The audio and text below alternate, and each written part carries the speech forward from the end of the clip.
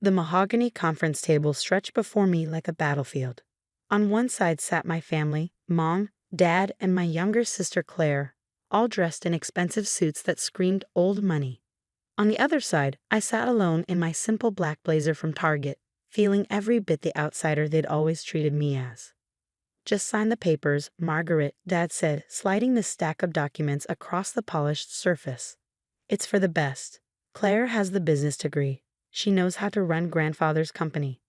I stared at the inheritance transfer papers, my grandfather's final gift to me, 51% controlling stake in Montgomery Technologies, worth over $200 million.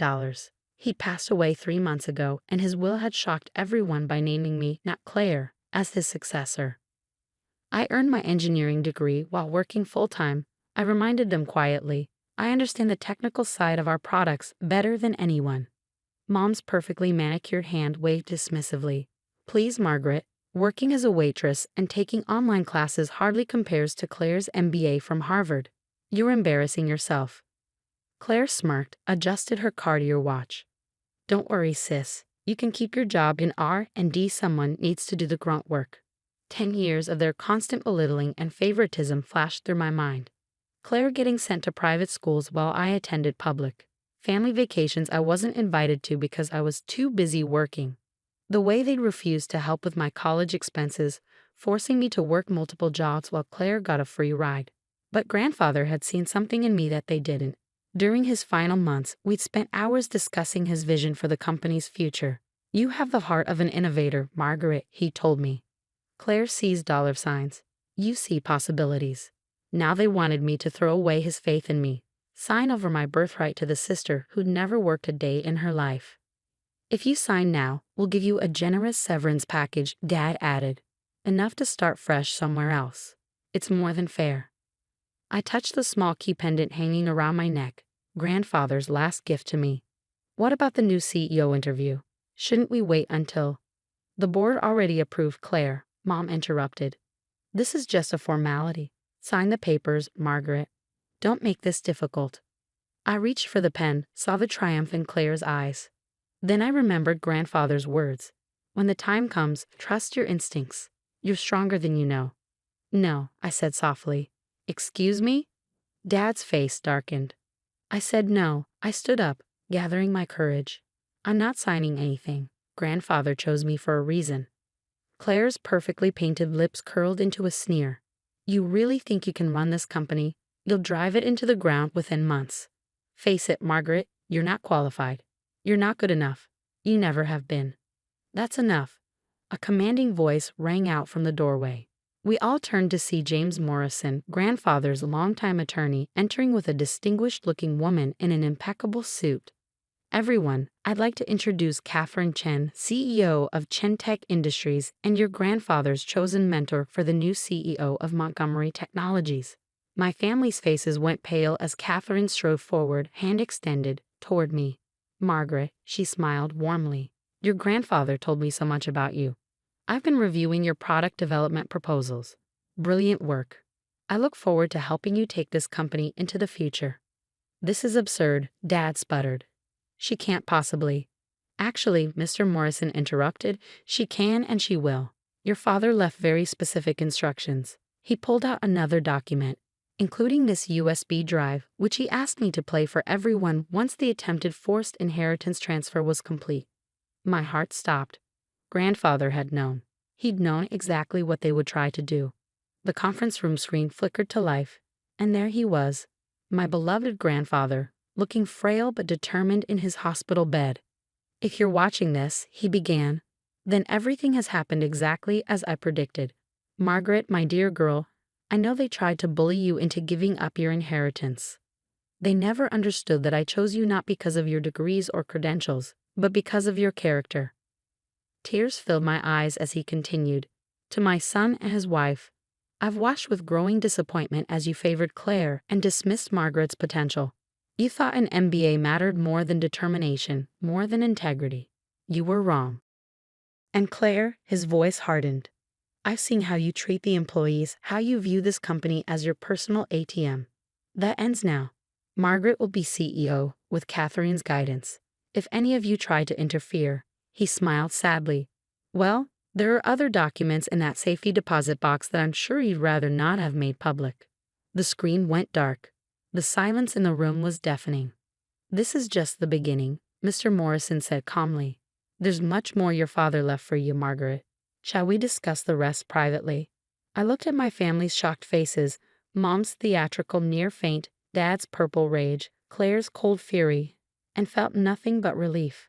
A decade of their manipulation and emotional abuse was ending. Yes, I said, standing taller. I believe we shall. As I followed Mr. Morrison and Catherine out, I touched the key pendant again. Grandfather had given me more than just a company. He'd given me the strength to stand up to them at last. And something told me this was just the beginning of my story. The next few weeks were a whirlwind of revelations. In the private meeting with Mr. Morrison and Catherine, I discovered just how thoroughly Grandfather had planned everything. Your grandfather left you more than just the company, Mr. Morrison explained, opening his briefcase. The key you're wearing, it opens a special safety deposit box at First National Bank. Inside that box, I found decades of evidence.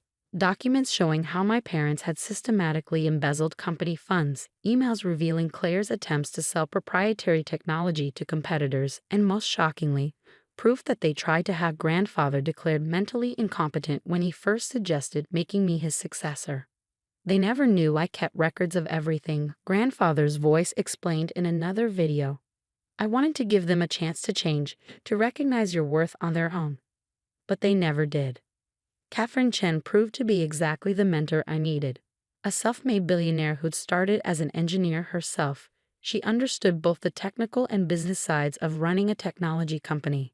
Your grandfather reached out to me 6 months ago, she told me over coffee in her office. He said he'd found a kindred spirit in you, someone who saw technology as a way to improve lives, not just make money.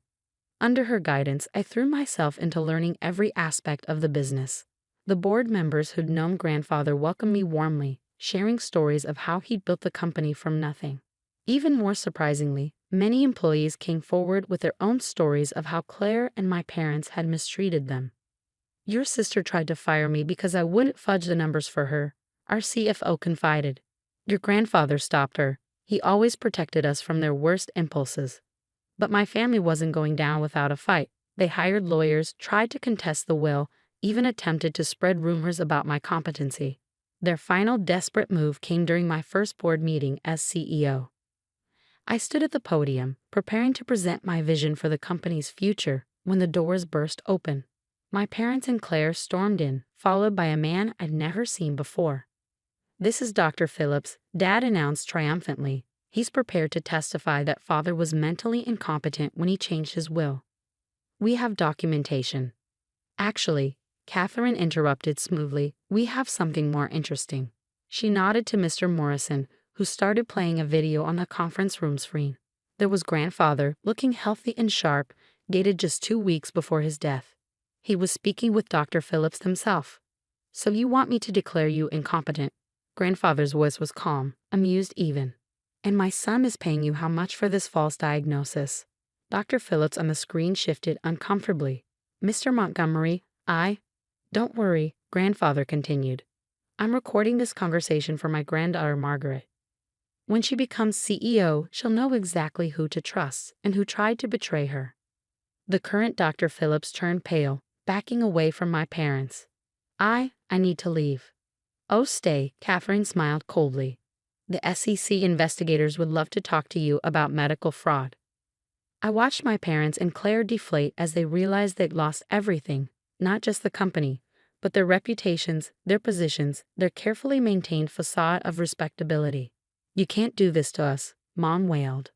We're family? Family? I finally spoke, my voice steady. Family doesn't try to destroy each other.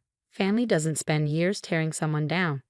Grandfather showed me what real family means, supporting each other, believing in each other, building each other up.